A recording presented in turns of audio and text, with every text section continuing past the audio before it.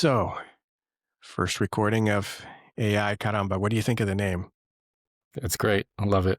I already have some theme songs in mind. Yeah, actually, so why don't I wanted to show you actually, before we ever started down this thing, I worked on, I worked on the logo and I created a little animation. Check this out. AI Caramba. That was done with, obviously with VO. So yes, this is the first episode of AI Caramba. And it's two of us today, myself, Rached, and my friend Anthony. Anthony here. Anthony and I are friends, have been friends for years now. We're both philosophy buffs. And I think we should probably expect some philosophy to leak into this podcast. But it's an AI podcast. And we want to try to make it like AI meetups that we attend on a regular basis. We get together with fellow AI enthusiasts and talk about a number of things. And Anthony, what do you think? What do you think we should do with this podcast? Yeah, I like that idea. Just bring up the topics that we hear at these AI meetups.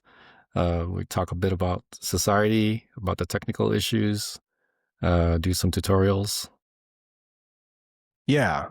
So I guess a little bit about myself, and then Anthony, maybe you can give a little bit of background about yourself, just so everybody knows who we are. So myself, I am currently working in the AI industry.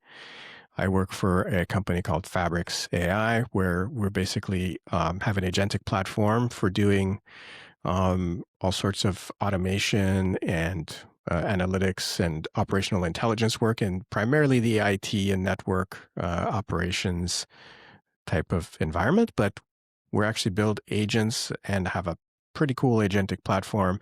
And I am one of the architects at Fabrics AI that's building out these systems. My background is not in AI. I've only been doing AI for about 2 years now. Prior to that, I was a network automation guy and serial startup guy. But I love technology. I've always been interested in AI. So really excited to see where this goes. So Anthony? Yeah, so I'm a software engineer, a contractor for NASA for over 20 years. Did a bit of lab automation. Speaking of automation, a lot of stuff to do with science experiments, like on the space station. Where I'm starting to get into AI ML is my side job at a startup doing some health analytics. So I'm just dabbling. Rachet's the expert here. I'm gonna learn a lot from this, I hope. And yeah, that's about it. So you and I have been talking about AI. Like, actually, what's ironic is that maybe 3 years ago, you were really following the developments that were happening with AI, and at our philosophy meetups, you were frequently bringing up like radical improvements that were happening, especially in image generation, if I remember correctly. Yeah. And you would come and you say, "My God, look at what's happening with AI. Look at this picture of a monkey that it generated, right?" Mm-hmm. And I was completely unplugged from that whole thing and just kind of going, "Wow, that's cool." You remember that? Yeah.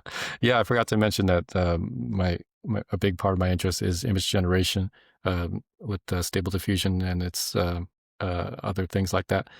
And I like to do the generation at home. So I have a 24 gigabyte Mac Mini M4, consumer grade hardware, not even a 5090 or anything like that. And I'm really surprised how much it can do. Not as good as the CUDA chips, but yeah. So we can get into that too, stable diffusion and all that. I think so. I think it would be interesting to talk about at some point, like not only the stable diffusion, the image generation, but there's going to be a subsegment of people that are watching this that are actually interested in AI at home, AI, unplugged, so to speak. Yeah. in my work, I do a lot of work with the cloud models, the Claudes and the OpenAIs and the Geminis. Um, but you've always had an interest in, trying to do this kind of on your own, trying to minimize your cloud footprint with your use of AI. And you've been doing a lot of your image stuff completely offline. Right. Yeah. Even LLM stuff, agent stuff, on just completely without the internet. Yeah. So it's a bit of a, two different angles on the whole thing here. And, hopefully that's going to be, make for some good conversations. We may be joined at least on occasion or regularly by other people who share our interests and can contribute their own perspective. So Anthony and I would discuss what we want to do with this podcast. And basically, we want to do three main things. One is we want to just bullshit about interesting things we've come across and just tell each other about them, talk about them, and tell you guys about them. Maybe start some conversations offline with you, the audience, about interesting things that are happening. We want to learn in the open, so we'll probably try to do some projects. We'll divide up the podcast and have a section that's going to be about learning to do something new, and we'll start basic and then try to grow our learning and push ourselves to do more and more complicated things. And lastly, I think we definitely want to save some time for talking about how AI and humanity intersect and how they affect each other, what the impact of AI is going to be on the present and future society. Get a little political sometimes, get a lot philosophical, right? Right. And maybe a bit financial. And maybe a little bit financial, the economics piece as well. So, so why don't we get started? So what did you hear about lately in AI that's caught your interest or caught your attention? Anything? Yeah, I've been really diving into people that are spiraling with AI, also known as AI psychosis. I watched this hilarious video of a guy who's sort of making a satire, but also a PSA about this kind of stuff. What he did was he pretended to be in psychosis. He pretended to slip into a bit of delusion talking to his ChatGPT agent.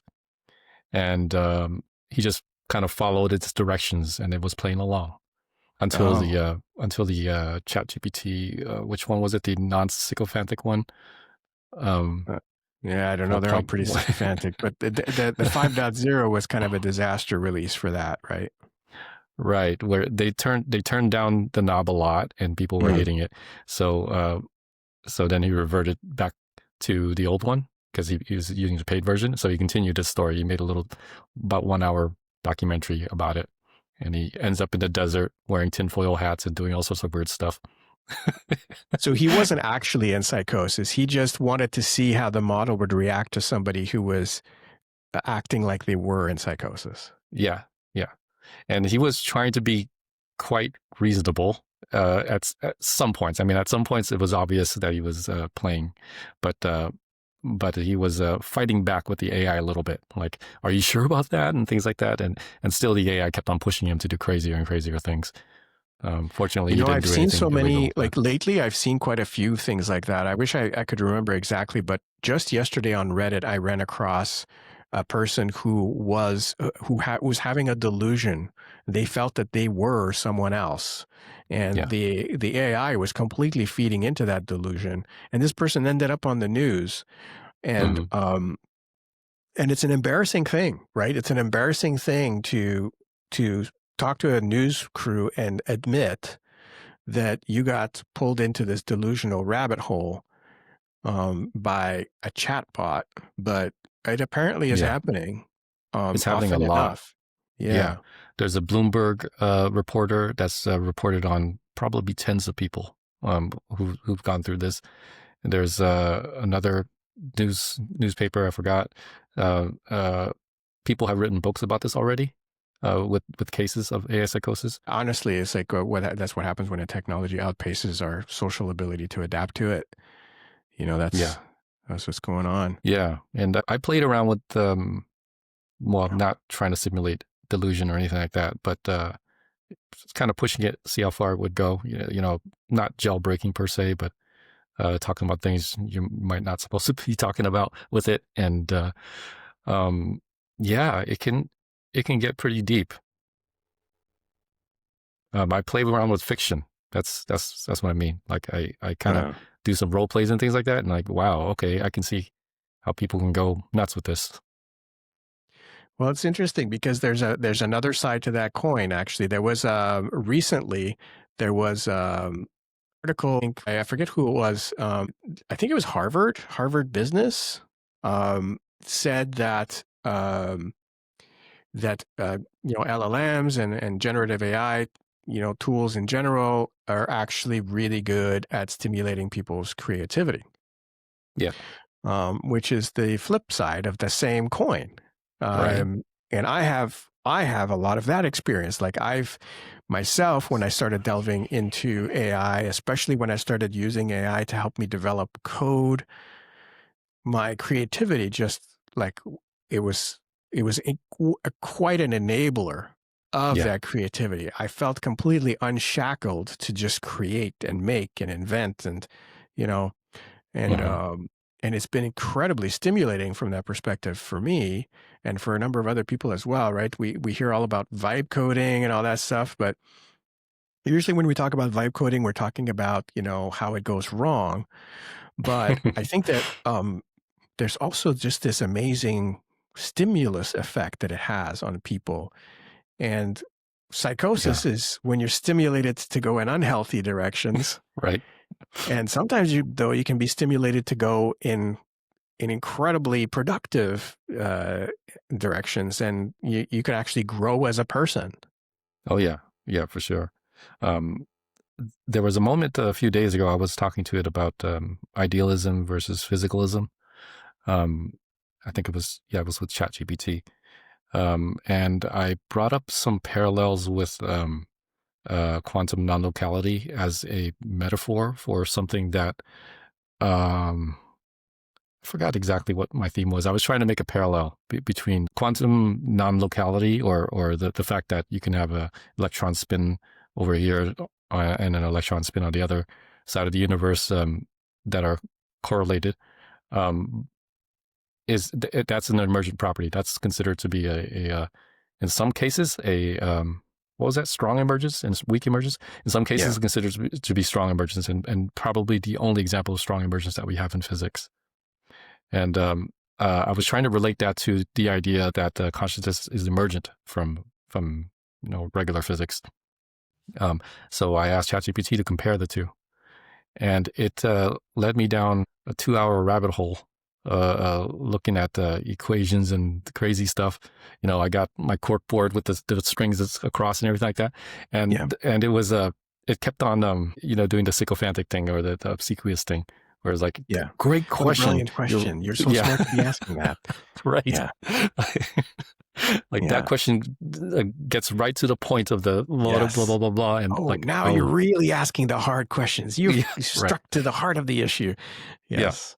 So Yeah. I felt that creative vigor that you are experiencing, and also I felt the little psychotic thing. It's like, oh, I can see where this can go. Yeah. Like Yeah. you should write a paper about this. Oh, this is a Yeah. Nobel Prize for sure. This is Nobel. Yes. I am the master of the universe. Oh my God. I am a prince among men. Right.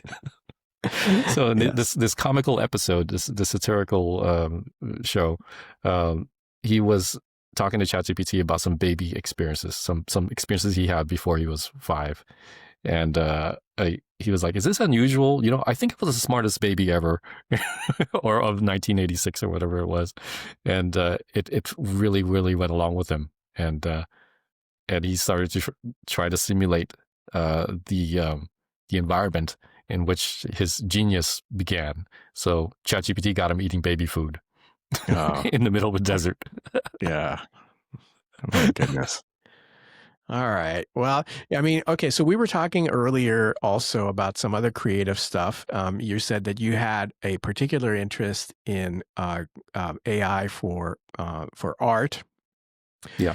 and I read just this morning that Apple has built a model called Unigen, which I'd never heard of before. But it's basically its claim to fame is that it's the same model that can see the images, can create the images, and edit the images. Hmm. And I think that what Apple is saying that they can do with Unigen is that it's the very same model, so that it doesn't pass through some sort of like change of medium in between Hmm. the the understanding of the image and the creation of the image. I'm looking at a diagram here that shows this diagram that shows that the Unigen generation over here, that it passes through understanding, that there's a prompt that is going in as well as the image. So both the image and the prompt are being fed into the same model that then scores different aspects of it. It says this new research extends Unigen by adding image editing capabilities to the model, still within a single unified framework. Framework, not model. Hmm. So, that's probably a distinction here.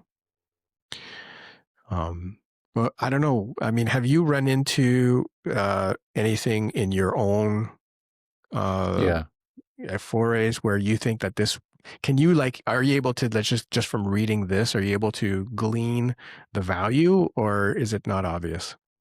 It's not obvious. It sounds like some of the edit models that I've played with, Mm, but maybe it's designed for Mac, Apple Silicon, whereas the mm, ones I've been using is CUDA, so I can't efficiently run it on my machine. So I'll describe a little bit about the edit models that I've seen. yeah, Quen Edit is one of them. Have you heard of that? this is Quen with a Q. Yeah. Yeah, Chinese model.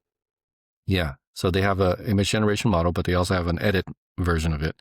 Um, so people have been playing around with this for a while, know about Flux, and Flux has something called Flux Fill, and there's a new one, Flux Context. Flux Context sounds like this, and Quen Edit sounds like this. And both of them, it's a framework, not exactly just a singular model, because when you do Stable Diffusion, you have at least three models, I think, three or four. You have VAE encoder and decoder, which puts things into latent space and takes it out of latent space into like a bitmap image. And then you have text encoders, which translates your prompt into something that goes into the embedding space. And then you have the diffusion model itself. That's the big one. That's the one that if I'm downloading to my system, it's like 8 gigabytes to 22 gigabytes. Um, and so the models are already separated. Like the text model is already separated from the diffusion model in those systems. And I think it's the same for Flux Fill, Context, and or Quen Edit. And they all recognize what's in the image. You can say turn the lady's hat from red to green, and it'll know what to do. So I'm still interested in this. Because I have Apple, so I can't really run those other models. It takes forever to run those models. Yeah. So, I mean, how do you react to some of them, like the cloud models? Because there's been a lot of back and forth. And I think lately OpenAI released a new image creation model, Mm-hmm. and Google also Yeah, released the an Nano update to Banana their image Pro. creators. Yeah, And they are both incredible yeah. image editors and creators. I've been using them myself to edit some photos, and incredibly powerful. Mm-hmm. How does that stack up against your ability to do things, in your own setup? And do you think that there's a calculus as to when and how to use your offline methods versus those cloud methods? I think it's just much more efficient to use the cloud methods. I don't do it myself, but Mm, um, I'm just geeking out doing it myself at home. It's not really worth it to tell you the truth, because those cloud models are just incredible. Like Nano Banana Pro, it Yeah. can make really good charts. It beats the pants out of ChatGPT or OpenAI's model, even the newer ones. Oh, even the new ones. So I was Hmm. looking at this life hacker right here. They did a comparison of Nano Banana Pro Hmm. with Hmm. ChatGPT's new image generator. I guess this one here is an OpenAI where they're trying to combine elements from different images into one, and they're comparing it to Gemini. I haven't gone through the whole thing, but I did see a couple of side by sides. This is Gemini. This is ChatGPT. Clothing can now be swapped out in seconds. Yeah, I don't know. It's hard to tell. Yeah, for a lot of basic tasks, these are basic tasks, Yeah. in my opinion. They're comparable. For charts, let's say you want to make a pie chart or a graph, some sort of graph, um, and more complicated asks, it seems like Nano Banana can do a little better. ChatGPT uses screen captures, so it makes a program to make the charts, and then it makes a Mhm. screen capture of it, and then it sends that to you. And sometimes the screen captures are cropped funny, so I think they rushed that because they were trying to compete with Google. One thing that this reminds me of, and this came up in a conversation I was having at work. Um, some of the agents that we build have to interpret operational data from systems that are highly complex. And let's say that we're looking at trying to diagnose some sort of a problem that happened in the infrastructure. And in order to do that diagnosis, you're looking at the last 24 hours of statistics that were collected on some specific component. And you're trying to look through that for anomalies. You're trying to look through that for trends. So there's statistical models that underpin all of the Gen AI stuff and the agents. So we can run tools that perform statistical analysis and then feed those results back to the LLM and then say, look, this is the results of the statistical analysis. What do you think? But it turns out that image generation image recognition, I would say at this point, is so good that it's arguably easier and faster to take the plot of that data and have the LLM saying, look at this plot and identify this or that feature of it. And that it's actually less prone to error than to have it look at a table full of data and then, Mm-hmm. examine all of that data for a certain pattern. That the same way that we humans are able to see a pattern much more readily when you just have a visual representation of it, Yeah. that the LLMs are basically the same. If you can give them a visual representation of a pattern, they'll be able to Yeah. see it much more quickly than just by looking at a bunch of numbers and extrapolating that pattern. Oh, that's interesting. A picture is worth a Yeah. thousand words for the AI as well. A picture is worth 1,000 words for the AI as well. And in some cases, I've heard that there were some experiments that even for text processing, that it may be more efficient to do OCR on it. Diffusion. Oh, sorry. Yes. Just like optical character recognition on a screenshot of a text might sometimes be better than feeding raw text to the LLM. No, that's pretty strange. That's surprising. Yeah, that's very surprising. But I thought you were going to mention the fact that they're starting to use diffusion models for text generation. Yes, for text generation, yes. That's a whole other topic that we should maybe dig into at some point because it's super interesting. Yeah. But no, this was more like, like using image recognition in unexpected ways where you would think that text would always be superior to an image of text. It turns out Hmm. sometimes no. Warrants a Yeah. little bit Okay. more I investigation.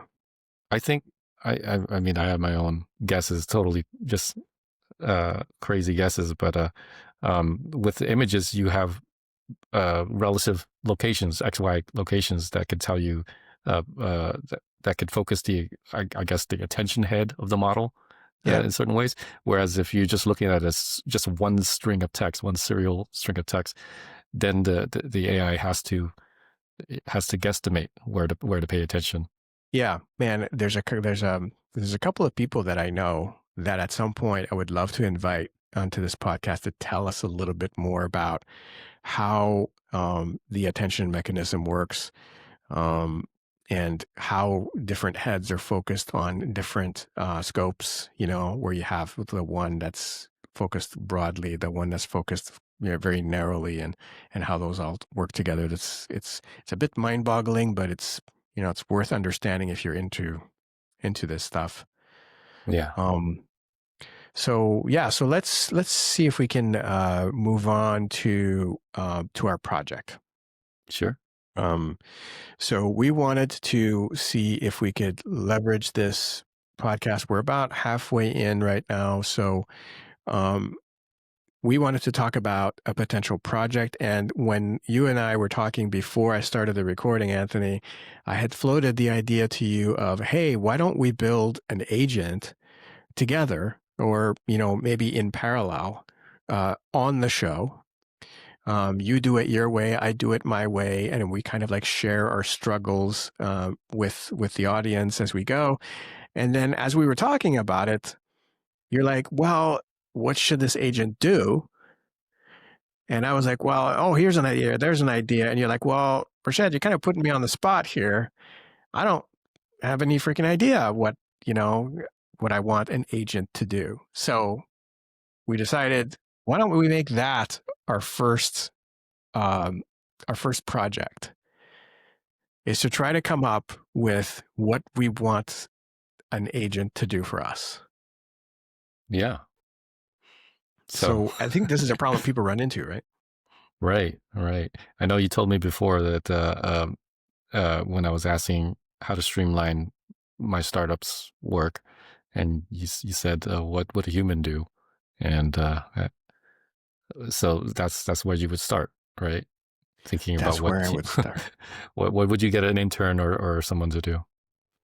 Yeah, and I'm going to shout out a guy that I know, but that I wish I knew better. His name is Alex Cronin, and he has a startup called I believe they're called Nanites, and they are trying to build an agent for network troubleshooting.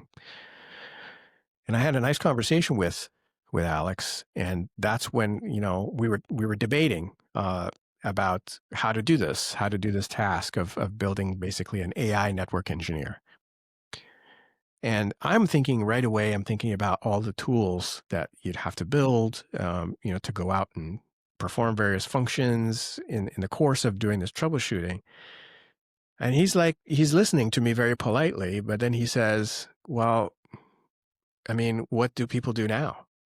I'm like, what do you mean? He's like, well, they do it now. What do they do? You just have to get an AI to do that. And I was like, well, yeah, actually, that's true.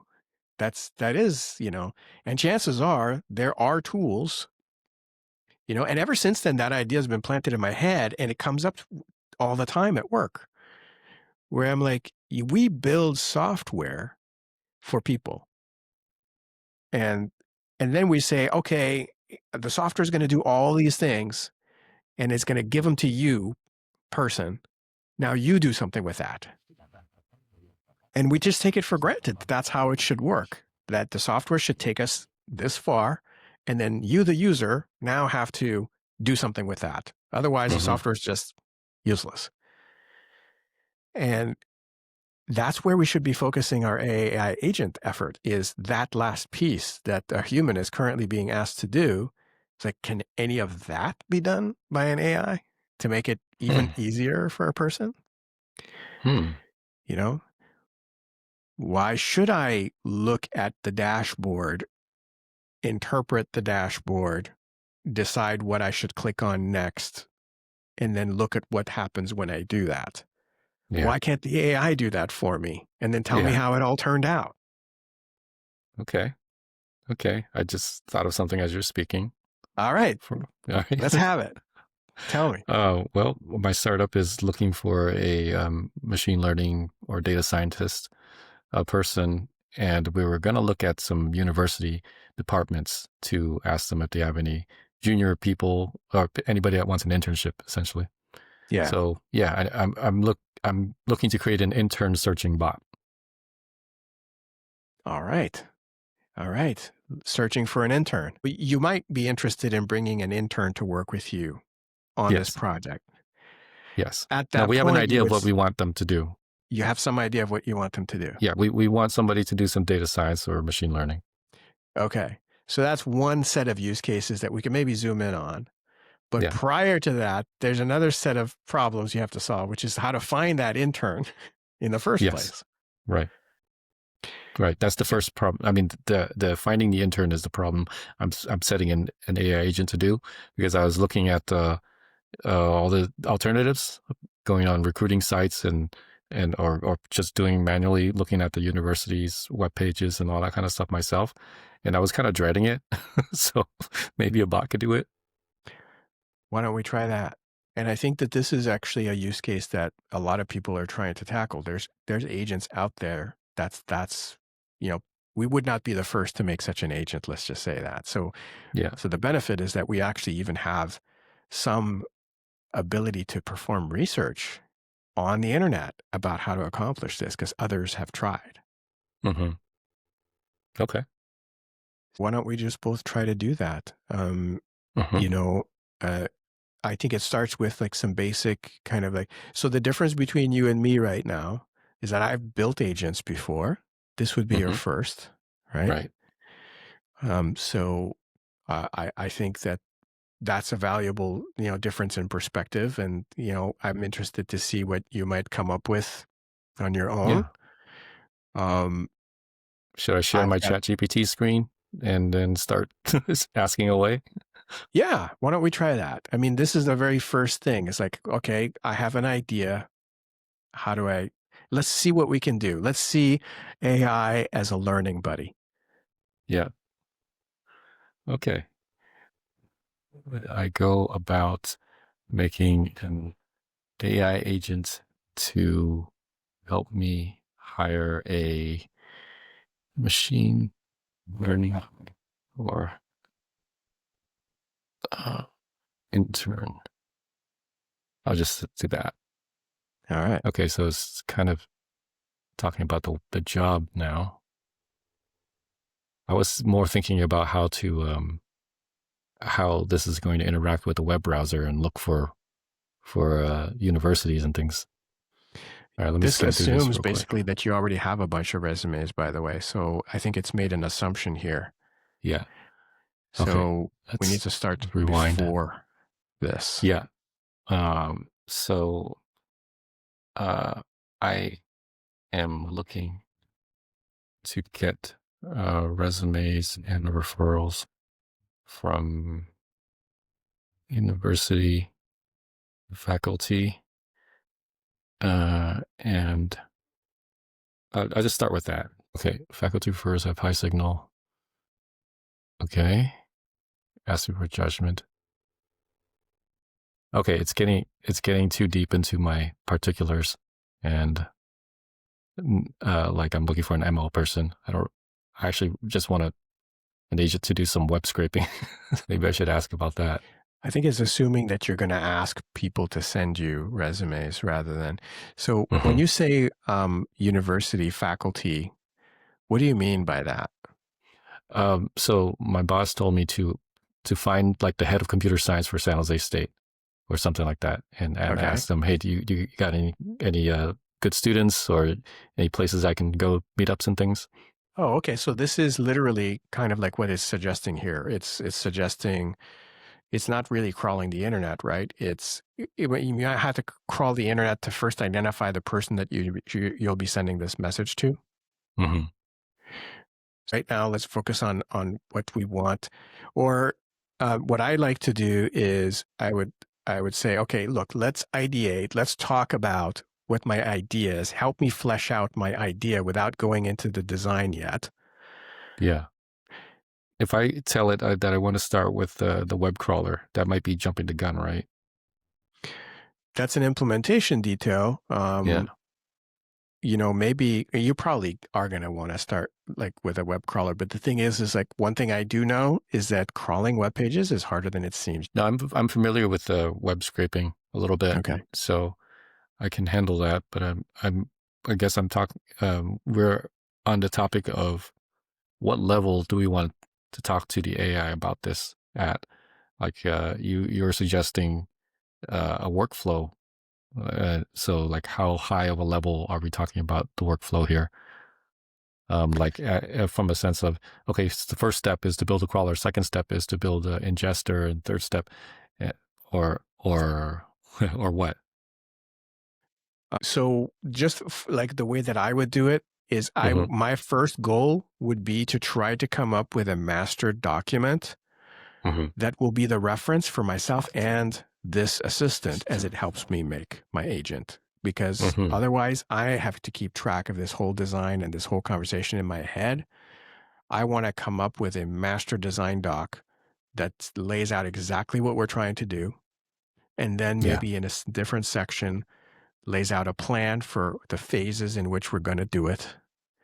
And then maybe later on says, okay, the technology selection for what we're going to choose to accomplish all of these design goals. And then later on, a development plan that says, I'm going to work on this piece of code and then I'm going to work on that piece of code. Okay. Okay, so I'm going to ask it to help me create a master plan document. Yeah. For this project. Here's a straw man. And so please ask questions to flesh this out. Okay, so step one is web crawler, search on university websites. So we're emailing them first, right? I think. Yes.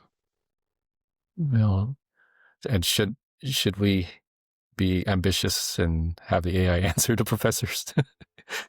So before you email them, do you want the proposed contacts to be presented to you for approval or whatnot, or do you just want it to go?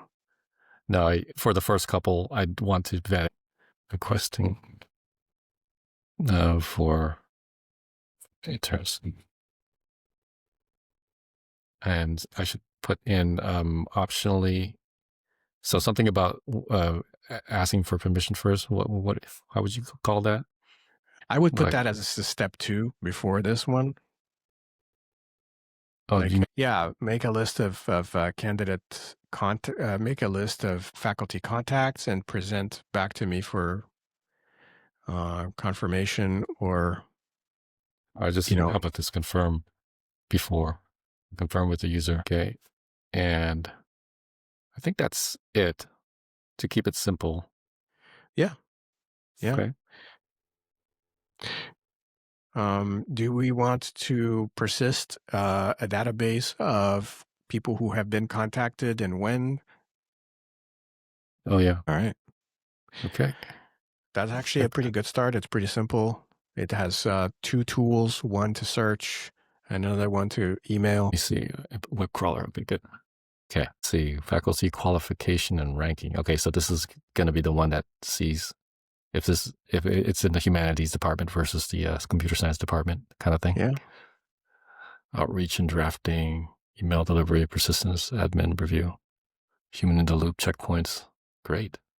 It knows from my earlier requests who I want. This is the qualification phase. Quite a lot to do for a 2-step agent. Yes. And a lot of this seems to be right now a description of the agent itself, like how it operates. A lot of these are going to turn into instructions for the agent, but we still have to figure out what we're building it with, what framework, what language. Yeah. There's a database with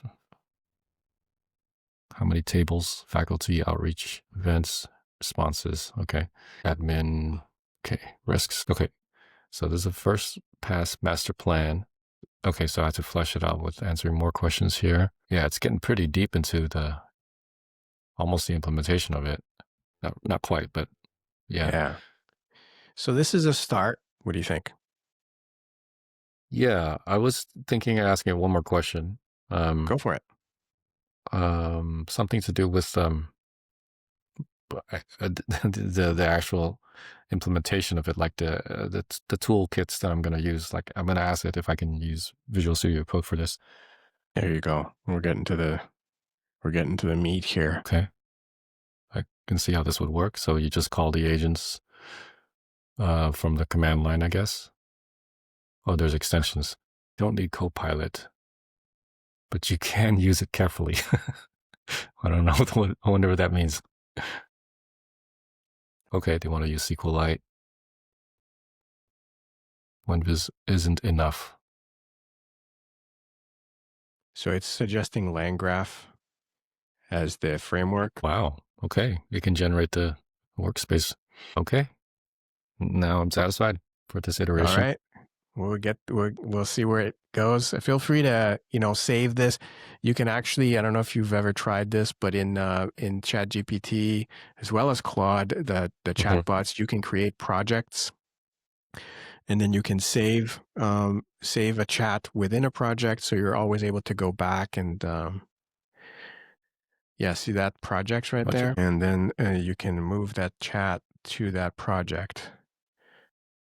Okay, great. There you go.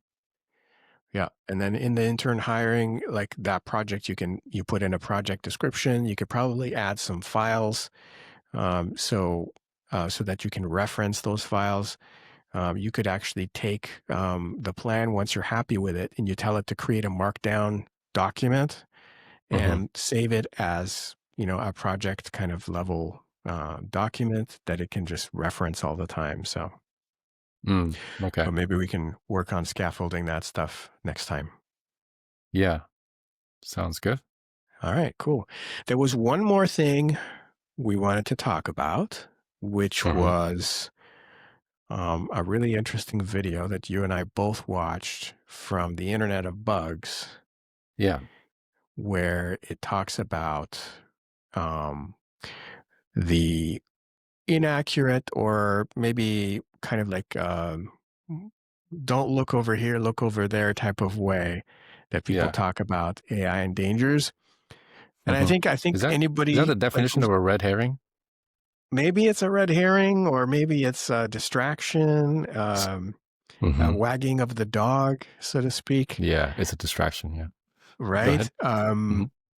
And I think hopefully nobody's put off by the fact that on this podcast, we're going to have a very love-hate relationship with AI, Yeah. where we're super excited about what it can do and how powerful it is and how life-changing it can be. But at the same time, pretty worried about what it could do. So you want to talk to people about like what the thrust of the video was? I forgotten it actually, but I Ah, just remember that there was a distraction element to it. So why don't you do it? yeah. So I'll share my share that tab here. So this channel, Internet of Bugs, it's a pretty actually unassuming channel where just this guy ignore the ignore the The AI ads over here. girlfriend. Yeah, the AI girlfriend. This has absolutely nothing to do with my search history. Um, so this guy, he's got a no nonsense type of way of talking about things. I really like his approach. He's just a normal guy with some a technical background, who's trying to talk brass tacks about stuff. But one thing that really rubs him the wrong way, and he talks about it in this video. It's called "Your Favorite Science YouTubers Are Wrong About AI." Um, is he points out that everybody is talking about um, AI is going to have these massive effects on humanity in the long term. And it's all about how dangerous it could be to our environment, how dangerous it could be to the social order, and how it's going to create this dystopic society. It's going to replace all of our jobs. And he's like, yeah, those are real dangers. But why is it that Sam Altman and Dario Amodei from Anthropic and all of the big AI people are talking to us about these things? It makes them sound very honest and transparent about the fact that, oh, look, I'm an AI person. I'm an AI billionaire. But I'm telling you, AI is very dangerous for society and it could destroy the planet. Aren't I so transparent? And he's like, but what are you supposed to do about this problem? What are you supposed to do about the fact that AI could destroy the planet? Aren't there problems that are closer and more relevant? And he points out that the UN, there's a UN task force that was charged with examining AI risk. And for sure, they did identify these catastrophic potential future outcomes of AI, but they identified a bunch of outcomes that are much, much more relevant today, like disinformation, like undermining confidence in truth, like, those are some really, really big things that are actually not future problems, they're current problems. And his whole beef is like, they're talking about these problems that are huge problems that nobody can actually take any action to fix right now in order to avoid the fact that AI is creating problems for us today. And there are real things that we could do to address those things. Does that ring a bell? Does that remind you a little bit of what he was talking about? Yeah, pretty much. Yeah, that's a red herring. They're trying to distract us with stuff that we can't do anything about. And there's so much stuff that we can do something about. And they're causing these problems. Yes. And yeah, and he's let me see if I can pull up the little section where he's talking about this. He puts side by side these two statements. One statement that was signed by all of the Nobel laureates and all that stuff in the UN, and one statement that was signed by a couple of those people, but mostly AI CEOs. So let's see. I think this is a section here. So let me see if I can just play that. From a statement that I'm going to put in the upper left of your screen that's been signed by a bunch of AI executives, scientists, and famous people. But what Hank isn't going to tell you is that there are actually two different such statements. In a statement signed by Nobel Prize winners, computer scientists, and even AI company CEOs, these people warned that addressing the risk of AI, quote, should be a global priority alongside other societal scale risks such as pandemics and nuclear war. So now in the lower left, I'm putting Control AI's website. You'll note that Control AI mentions the extinction statement that Hank quoted from in this video, and then immediately changes the subject to claims about AI boosting growth and innovation, specifically mentioning medicine. I mean, notice the big abrupt subject change there. So this is Control AI, which is the darling oversight organization of the AI industry.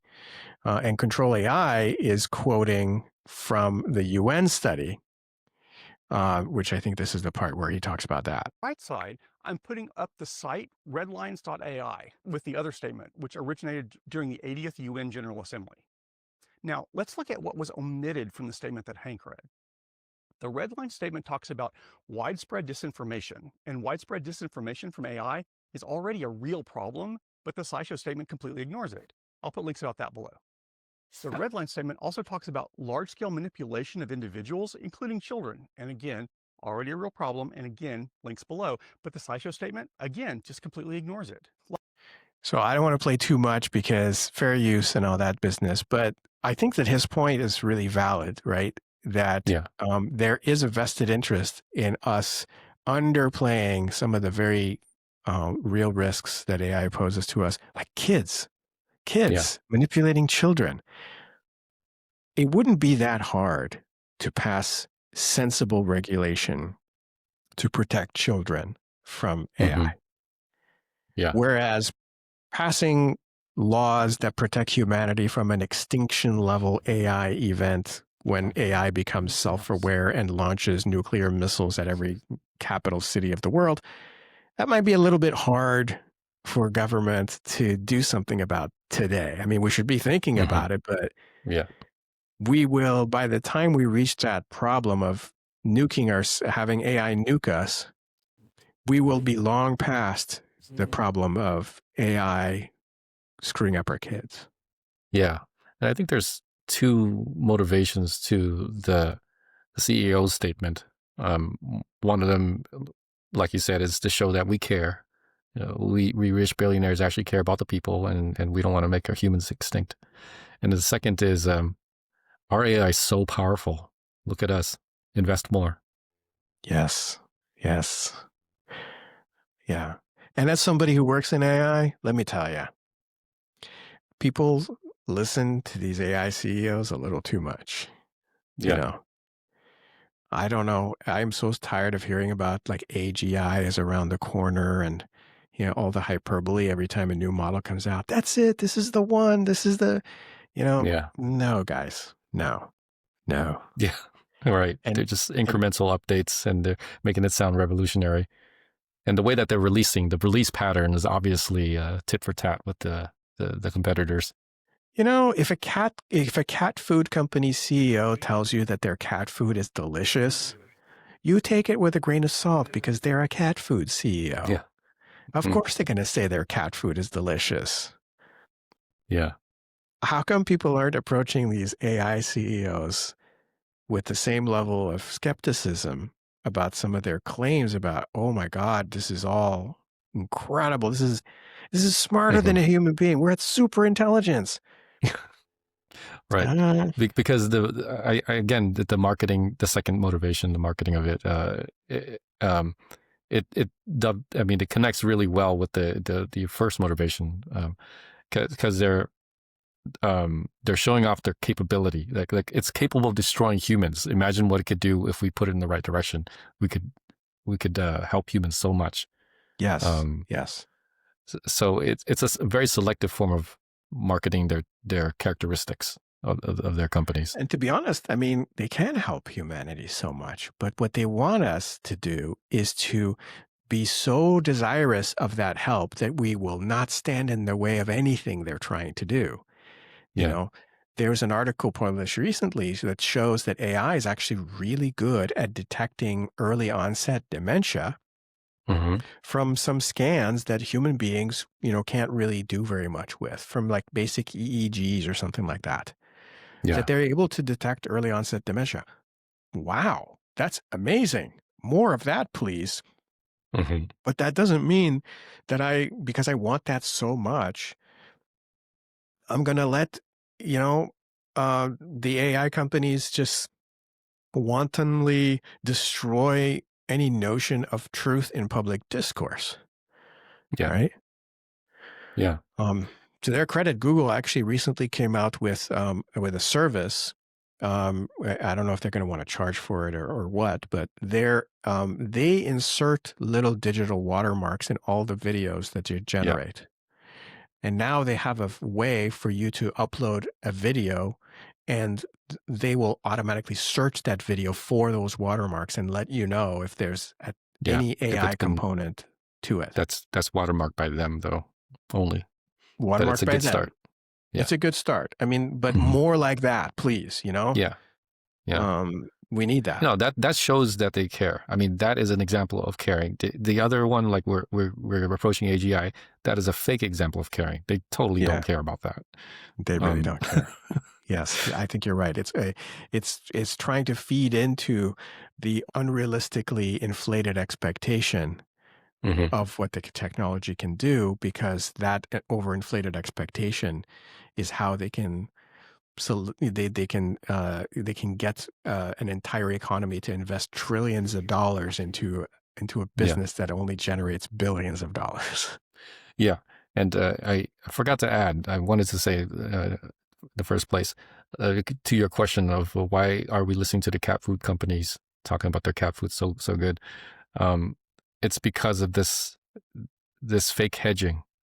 It's like trust us. We care. You can trust us. And like Anthropic, I think is the same way almost from the beginning. I I had a skepticism about this. I at first, at the very very beginning, I thought, oh, this is good. There's some people that are wise enough to know that there's problems and think about and branch away from OpenAI. Um, but the more I listen to them, the more I read their papers and things like that. I'm starting to see they have a pseudo care. They have this fake care that you can trust us more than OpenAI. But how Yes. much more can we trust them? Yeah. It's undoubtable that Anthropic invests more in AI safety than just about any other of the big players, as far as I can tell. It's arguable because I think Google has so many scientists, and actually there's great science coming out of Google, Yeah. but maybe not as great of a marketing campaign. Um, but yeah, I mean, it is a little self-serving. And when I hear, so there's what the papers say, and then there's what all the videos that talk about the papers say, because they popularize those same papers. And the popular message is kind of misleading. I've seen so many of these videos that have been released by Anthropic themselves that, for example, they made a big stink about the AI trying to protect itself from being deactivated. Like, come on, guys, come on. That may make for a nice plot in a movie, but you know what's happening here. So it is disappointing, but it's very much like the cat food company saying, look, we really should watch out for cat obesity because our food is so delicious. Your cats are just going to want to eat and eat and eat. And so, be careful that your cat doesn't get too fat from our amazing, delicious food that cats simply can't resist, Yeah. It's like, come on, guys. And speaking about some of the particulars that they mentioned in the Internet of Bugs here, the mental health harms, like we talked about in an earlier segment of this show. Yeah, we know that they released a less sycophantic version, and then they pulled it back when they saw the numbers drop. Yes. And they allowed the old version that killed people back online. You had to push a toggle, but that should be illegal. Yeah. Agreed. And of course, they fought tooth and nail against state and federal regulations, OpenAI especially. Yeah, I mean, there's this belief that that the regulation would stifle innovation, and that we would basically be disarming ourselves in an arms race, and that's the premise, right, for all of this, is to say, hey guys, if we slow ourselves down, and they'll point to Europe and they say, look, what AI innovation is coming out of Europe? Nothing, because they're so overregulated that nothing is happening over there in AI, which is obviously not quite true, but there is an element of truth to it. Yeah, and then there's so we're willing to take a little bit of collateral damage with those who are poor in mental health to advance our nation, right? Sadly so, and I'm sure we'll be talking about this and revisiting it many times because it's an important topic, and hopefully interesting to everybody tuning in. But maybe I think this is probably a good place for us to wrap it up. Yeah, and I think so. Hope you had fun. It was fun for me. Yeah, it was great. Hope everybody who watching enjoyed it, and let us know. Let us know how you feel about it if you want us to make more. Okay, signing off. Bye. Bye.